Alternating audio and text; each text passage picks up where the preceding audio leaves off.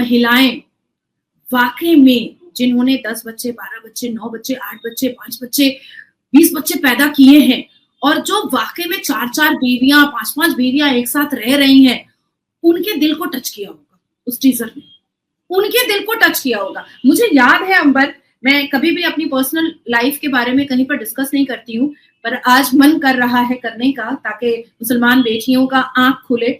मुझे याद है कि जब मैं विडो हुई और मेरी शादी की 1 महीना 28 दिन के बाद, 26 या 28 दिन के बाद ही मैं विडो हो गई थी, तो मेरे घर मेरे लिए रिश्ता आता था 50 साल के आदमी का। 62 आती है ये सुन्नते रसूल के मानने वाले, दाढ़ी रखने वाले और मेहंदी से अपने सफेद बाल को लाल करने वाले बेशरम मुसलमान मर्दों को और ऐसे ऐसे लोगों को जो सब्जेक्टिव मूवीज को बैन करने में बहुत आगे निकल जाते हैं। एक इंफॉर्मेटिव मूवीज को ये सब मेरे पैर के जूते पर रखूं मैं, मुझे लिखेगा कि 6 लाख रुपए में मैं कपड़ा खोलती हूँ, लाके देखा 6 करोड़ रुपए तेरी माँ बहनों को खरीदू मैं। हाजी साहब बेशरम, ये लोग मुंह नहीं खोलेगा। और मुझे ऐसा लगता है कि आज के इस कन्फ्रंटेशन पर, आज के इस डिस्कशन पर, हाजी साहब को मैंने बस स्टूडियो में पूरा हील वाला जूता निकाला था, बेचारे की सांसें निकल गई थी। जय हिंद दोस्तों, आज की वीडियो में बात करेंगी भारत की शेरनी, भारत की बेटी नाजिया इलाही खान और साथ में होंगी अंबर जैदी। दोनों डिस्कस कर रहे हैं हम दो हमारे 12 का क्या कॉन्सेप्ट है। खास तौर पे ये जब मूवी आई है तो इसके ऊपर कई सारे लोगों को दिक्कतें होने लगी हैं, लेकिन नाजिया इलाही खान इसमें क्या डिस्कस करती हैं, क्या बोलती हैं, आप इस वीडियो में जरूर देखिएगा। क्योंकि अल्टीमेटली बच्चा पैदा करने की मशीन हम ही बनते हैं। मैं बिल्कुल इस बात से इनकार नहीं करूंगी कि हिंदुओं ने कभी भी 12 बच्चे या 20 बच्चे या 9 बच्चे या 10 बच्चे नहीं पैदा किए हैं, बिल्कुल किए हैं, हर हाल में किए हैं। इवन भगवान राम के जो पिता थे उनके भी बहुत सारे बच्चे थे, लेकिन भगवान राम ने ही, अगर लोगों ने, हिंदुओं ने और मुसलमानों ने हिंदुओं की धार्मिक किताबें, सनातन धर्म की धार्मिक किताबें पढ़ी होंगी तो उनको पता चला होगा कि भगवान राम ने भी इस पर अपने प्रस्ताव को, अपनी बात को रखा था कि कम अगर बच्चे हो तो उस पर समाज बहुत आगे बढ़ सकता है। पॉपुलेशन कंट्रोल की बात हमें और आप भी गाए बगाए करते रहते हैं। बात ऐसी आती है कि जिस अल कुरान को मानते हैं लोग, जिस अल कुरान को हम और आप पढ़ते हैं और हमारे भारत के 20 करोड़ मुसलमान पढ़ते हैं, उसमें सूरे अनम वर्सेस 140 में जाइएगा, उसके बाद सूरे इसरा वर्सेस 31 में जाइएगा, उसके बाद सूरे अल इसरा वर्सेस 31 में जाइएगा, तो ये साफ लिखा हुआ है कि अबॉर्शन एक सिन है, एक पाप है, एक गुनाह है, एक बहुत बड़े गुनाह अजीम है कि अबॉर्शन ना किया जाए। अब हालिया में ड्यूरिंग इलेक्शन हमारे असदुद्दीन अवैसी साहब ने एक सर्वे अपने आप से बना करके दे दिया था कि भारत में कॉन्डम सबसे ज्यादा यूज मुसलमान मर्द करते हैं। मतलब असदुद्दीन अवैसी साहब सबके बिस्तर पर जाकर के झांक करके देखते हैं कि कौन कौन मुसलमान कॉन्डम यूज करता है। मैं पहले अंबर बहुत हिचकिचाती थी बहुत सारी बातों को सामने में रखने से, लेकिन फिर मुझे पता चला कि अगर हिचकिचाहट में रह जाऊंगी तो सत्य बातें, जो सच्चाई है वो सामने नहीं आ सकेगी। जैसे जैसे सनातन धर्म को, क्रिश्चियन धर्म को, यहूदी धर्म को ये एहसास हुआ कि हम दो हमारे दो या हम दो हमारे 4 होंगे तो हमारी जिंदगी बड़ी सक्सेसफुल रहेगी और हम बच्चों को एक अच्छा भविष्य दे पाएंगे। और इसका नतीजा भी हमें बहुत खूबसूरत देखने को मिला हर एक धर्म वाले के अंदर से। लेकिन आज भी हमारे मुसलमान इसी बात पर अटल है कि हमको हिजाब पहनने दो, हमको लुंगी पहनने दो, हमको मदरसा जाने दो, हमको मदरसे में पढ़ने दो, हमको बिल्कुल भी मॉडर्नाइज मत करो, हमको बिल्कुल भी एडुकेट मत करो, हमको बिल्कुल भी संवैधानिक मत करो, हमको किसी भी हाल में दीनी तालीम के अंदर से बाहर मत निकालो और दुनियावी तालीम को हमें अडेप्ट करने मत दो। एक ऐसा कमरा मुसलमानों ने अपने लिए बनाया है जिसमें ना खिड़की है ना दरवाजे हैं, एक ऐसा होल भी नहीं है जिससे वो बाहर की हवा एक वेंटिलेशन के लिए अंदर आने दे। और जो कोई भी हथौड़ा लेकर के खड़ा होना चाहता है कि इस सफोकेटिव रूम में हम एक खिड़की और दरवाजा बना दे ताकि एक वेंटिलेशन हो और नए सूरज की रोशनी, किरणें जो हैं वो इस्लाम के मानने वालों तक पहुंचे, वो उसको नहीं, वो उस खिड़की और दरवाजा खोलने वाले के हाथ काटने को तैयार हो जाते हैं, गुस्ताखे रसूल के नारे पर गला काटने को तैयार हो जाते हैं। अब मैं आपको कहना चाहूंगी कि उसके बाद फिर मैं इस कोर्ट के टॉपिक पर आऊंगी। अब सवाल खड़ा होता है, क्या इस्लाम बचा ही हुआ औरत की वजह से है? औरत बच्चा पैदा करने की मशीन बनती है, औरत हिजाब में लिपटी रहती है, औरत घर संसार में फंसी रहती है, औरत इस्लाम के हिसाब से मुकम्मल पाक और शुद्ध भी नहीं होती है, औरत एक मर्द के बिस्तर पर चार औरतें अपना शलवार खोलती हैं, औरत दारुल उलूम में दाखिल नहीं हो सकती है, औरत ही पाबंदी से रोजा नमाज कुरान तिलावत करती है, औरत किसी और धर्म के मर्द से पसंद से शादी भी नहीं कर सकती है, पर मर्द आराम से कर सकते हैं। 6 साल की बच्ची भी हमारे इस्लाम में के मानने वाले मर्दों को जवान औरत दिखाई देती है, औरत ही तलाक का शिकार होती है। निकाह मसियार, निकाह मुत्ता, हलाला जैसे नापाक और अश्लीलता के नंगे नाच का शिकार भी हमारी मुसलमान औरतें ही होती हैं। अब मैं आपको बोलना चाहूंगी कि एक रणवीर सिंह ने एक न्यूड फोटोशूट करवाया था, जिस पर मैंने कलकत्ता हाई कोर्ट में मैंने एक PIL किया था। अगर लोग ढूंढेंगे गूगल पे तो मिल जाएगा। और मेरे PIL की वजह से उसकी मैगजीन जो है वो कलकत्ता में बैन हुई, इवन पूरे भारत में बैन हुई। और वो न्यूड फोटोशूट जो रणवीर सिंह ने करवाया था, वो हो सकता है विदेश मुल्कों में बिकी होगी, पर वो मैगजीन हमारे भारत में कहीं नहीं, किसी ने भी नहीं लिया और बिल्कुल बैन हुई, कंप्लीटली बैन हुई। आपको याद होगा कि लाल सिंह चड्ढा बहुत बड़े तरीके से ठप बैठी थी और बॉक्स ऑफिस पर बिल्कुल भी कमाल और धमाल, जबकि आमिर खान की मूवी से लोगों को बहुत अपेक्षाएं होती हैं और लोग कूद करके उसकी मूवी देखने के लिए जाते हैं, पर लाल सिंह चड्ढा पर मैंने बैन करवाया था। मैंने इसलिए बैन करवाया था कि कोई भी हमारे देश की सेना का मजाक नहीं उड़ा सकता है और एक मेंटली चैलेंज्ड व्यक्ति हमारे देश की सेना कभी नहीं हो सकता है। जिस तरह से हमारे देश की सेना का मजाक उड़ाने की कोशिश लाल सिंह चड्ढा के मूवी में हुई थी, वो बिल्कुल गलत था। अगर वो पार्ट वो निकाल देते तो मुझे उस मूवी से कोई भी आपत्ति नहीं थी और वो चली, लेकिन कहीं ना बैन नहीं हुई, बिल्कुल भी बैन किसी भी कोर्ट ने नहीं किया, चली। लेकिन जिस तौर पर और जिस रूप में चलनी थी उस रूप में नहीं चल पाई। कॉफी विद करण, मैंने आपके साथ ही वो सेशन किया था कि कॉफी विद करण और कलेश विद करण स्टार्ट हो चुका है और बेहूदगी का नंगा नाच करण जौहर बैठ करके करते हैं। आपकी और हमारी और कंगना रनावत की अंग्रेजी का मजाक वो बड़े आराम से उड़ाते हैं। भाई हम फॉरेन एक्सपर्ट नहीं है, हम फॉरेन से पढ़ करके नहीं आए हैं। हमारी अंग्रेजी में भी हिंदी की शब्दावली टच होती है। इसका मतलब ये नहीं है कि आप नंगा नाच भी करिएगा अपने कॉफी विद करण पे और उसके बाद फिर हम जैसे शिक्षित महिलाओं का आप मजाक भी उड़ाइएगा, पर वो भी बैन नहीं हुआ। यहां तक कि वो मैटर मेरा सुप्रीम कोर्ट ऑफ इंडिया तक गया, सर्वोच्च न्यायपालिका तक गया, लेकिन वो बैन नहीं हुआ। और जब भी द केरला स्टोरी, 72 हूर, अजमेर 1992, जब ऐसी सब्जेक्टिव मूवी जो सत्य के आधार पर बनी हुई होती है, जो एक ट्रू इंसिडेंट एक्सीडेंट पर बनी हुई होती है, जिसके वाकई में कई डॉक्यूमेंट्स बहुत सारे न्यायपालिका के अंदर होते हैं, जिसका प्रूफ होता है, बस उस पर कहीं ना कहीं सर्वोच्च न्यायपालिका को एक अजीब सी बेचैनी आ जाती है।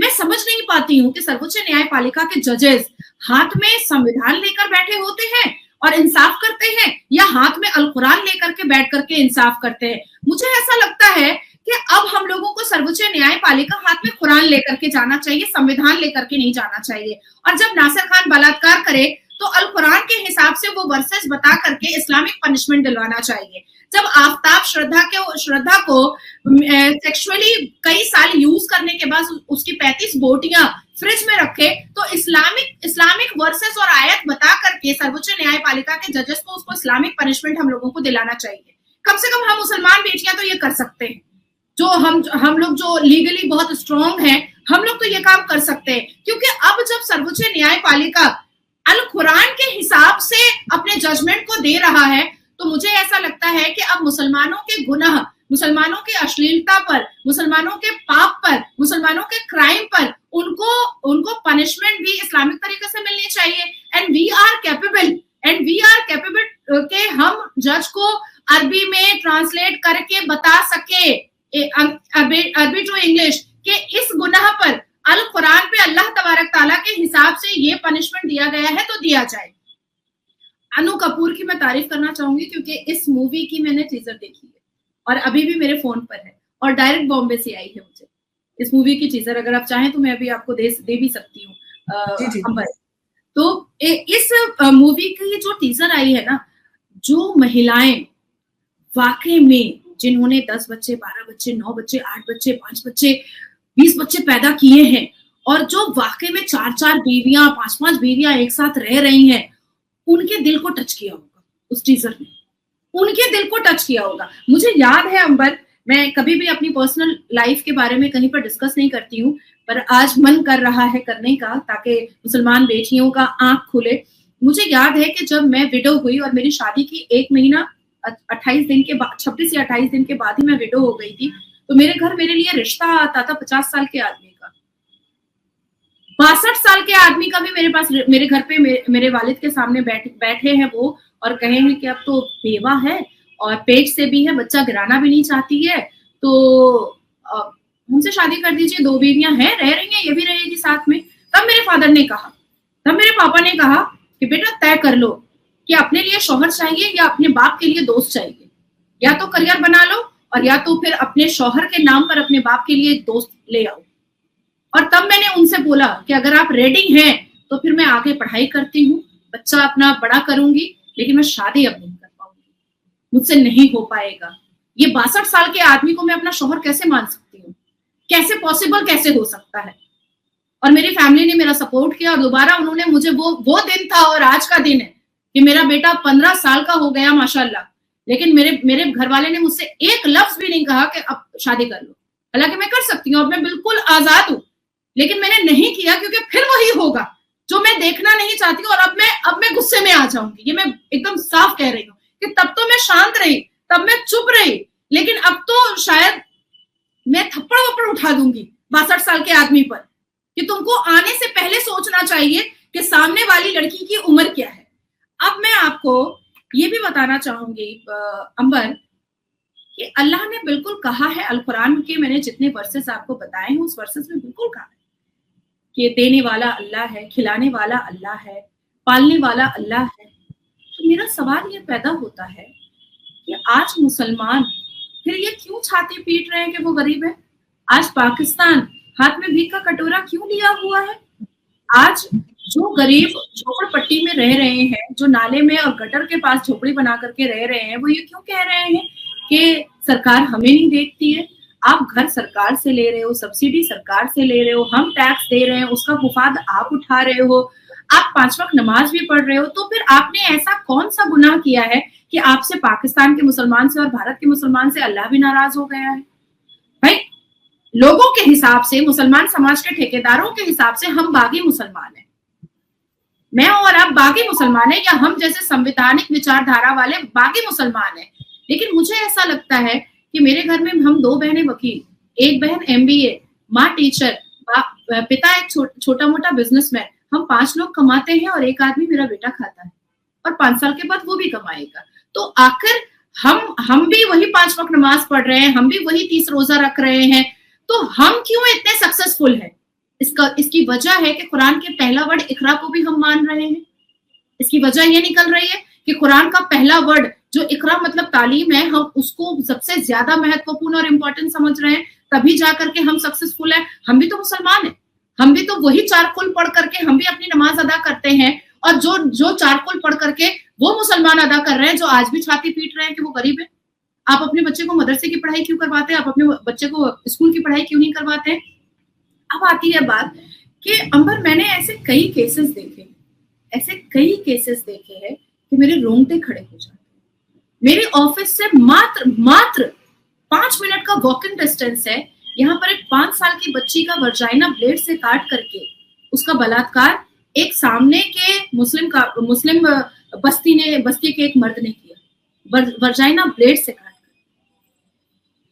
आज भी मुझे वो दिन याद आता है अंबर, तो मैं परेशान हो जाती हूँ, मैं सो नहीं पाती हूँ, मुझे नींद नहीं आती है कि भाई साहब तुम कौन सी दुनिया में हो? तुमको 5 साल की बच्ची के वर्जाइना में सडक्शन, मतलब कैसे सेड्यूस हो जाते हो, तुम कैसे हो जाते हो। अब उसके बाद फिर आप सोचो कि मटिया ब्रोच में मैंने एक केस देखा था, मटिया ब्रोच का। एक मेंटली चैलेंज लड़की थी और बगल का पड़ोसी था, वहां पर 3 मर्द रहते थे, पिता, बेटा और मामा, और तीनों उस मेंटली चैलेंज लड़की का कंटिन्यू बलात्कार करते थे, कंटिन्यू बलात्कार करते थे। और एकदम करीब उसकी फाइल आज भी मेरे पास है, मटिया ब्रोच में जगह भी बता रही हूँ, कैलकाटा का पोर्ट एरिया। कंटिन्यू बलात्कार करते थे और वो मेंटली चैलेंज लड़की उम्र के सिर्फ 13 साल में प्रेग्नेंट हो गई, ना बच्चा बचा ना लड़की बची। तो दोस्तों, आपने ये वीडियो देखी और आपको यहां पर आइडिया तो लग गया होगा कि नाजिया इलाही खान, भारत की बेटी, भारत की शेरनी ने किस तरह से इन मुल्ला मौलवियों की धज्जियां उड़ा दी हैं। हम दो हमारे 12 का कॉन्सेप्ट जो है, यह सिर्फ इन मुल्ला मौलवियों की ऐशगाह बना हुआ है। दोस्तों, जिस तरह से वो कहती हैं कि ओवैसी साहब ने एक सर्वे करवाया था और उस सर्वे में कहा जाता है कि सबसे ज्यादा कॉन्डोम मुसलमान मर्द यूज करते हैं। उन्होंने ये भी कहा कि ओवैसी साहब क्या झांक झांक के देखते हैं जो ये सर्वे लेके आए हैं। दोस्तों, अगर कॉन्डोम ही यूज हो रहा होता तो इतनी सारी जनसंख्या विस्फोट कैसे हो जाता।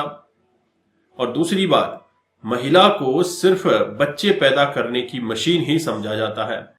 वहीं अगर किसी महिला के साथ कोई कैजुअलिटी हो जाती है, उसका पति चला जाता है, तो कहीं ना कहीं फिर उसके लिए रिश्ते आने शुरू हो जाते हैं 50 साल 60 साल के बुढ़े के।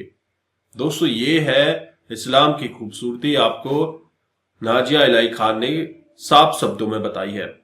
महिलाओं को कोई सम्मान नहीं मिलता, लेकिन अब देख रहे हैं आप उत्तराखंड में यूसीसी लागू होने से काफी महिलाएं खुश हैं और इसका यह ट्रायल उत्तराखंड में किया गया है। काफी अच्छा रेस्पॉन्स मिल रहा है और आने वाले समय में आप देखेंगे और भी स्टेट्स में यूसीसी लागू होता हुआ दिखेगा। सबसे बड़ी बात, अभी उत्तर प्रदेश में लागू होना है, इसके बाद दिल्ली में अगर बीजेपी गवर्नमेंट आती है तो कहीं उस पर भी यूसीसी लागू की जाएगी, जिससे कि जो मुस्लिम महिलाएं अपने पुरुषों से परेशान हैं, पुरुष समाज से परेशान हैं, उनको काफी निजात मिलेगी। और 3 तलाक बैन करने से काफी ज्यादा महिलाएं खुश हैं और जो बहु विवाह की जो प्रथा चल रही है उस पर भी रोक लगेगी। हर शादी का रजिस्ट्रेशन होगा और वहीं अगर तलाक दिए बगैर आपने शादी की तो आप पर केस भी किया जाएगा। दोस्तों, यह तो नया रिवॉल्यूशन है, लेकिन जो माइंडसेट इन लोगों के दिमाग में बसा हुआ है वह कैसे ठीक होगा।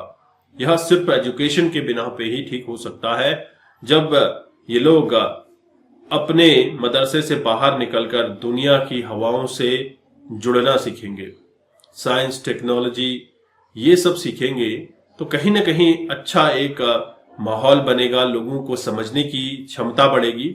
दोस्तों, आपको नाजिया इलाही खान, भारत की बेटी, भारत की शेरनी और अंबर जैदी का ये शो कैसा लगा जरूर कमेंट कीजिएगा। चैनल पर अगर आप नए हैं, चैनल को भी सब्सक्राइब करें। हम आपको मिलते हैं अगले वीडियो में, तब तक अपना ध्यान रखिए। जय हिंद, जय भारत, जय श्री।